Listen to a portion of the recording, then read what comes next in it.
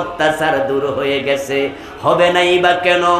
হযরত ওমর ঘোষণা করে দিলেন, যদি মদ পান করে আমার ছেলে, তাকেও রেহাই দেয়া যাবে না। 80 বেত্রাঘাত দিলেন। হযরত ওমরের মতো যদি আমরা মাদকের বিরুদ্ধে একটা আইন বাংলাদেশে বানাতে পারি, আমার মন বলে যদি 80 বেতের আইন 6 মাস চলে, 6 মাস পরে বাংলার সীমানায় মদ থাকবে না। বাংলায় প্রবাদ আছে, গ্রাম্য প্রবাদ, ঠেলার নাম একবারে সত্য কথা, মায়ের উপরে ওষুধ নাই। আপনি কি ভাবছেন হুজুররা ওয়াজ করবে আর মদ চলে যাবে?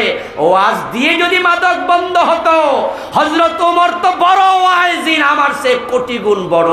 উনার ছেলেকে 10 মিনিট ওয়াজ করে দিতেন, বলতেন যা বাবা, মদ খাওয়া ছেড়ে দিত, 80 বেত দিতেন না।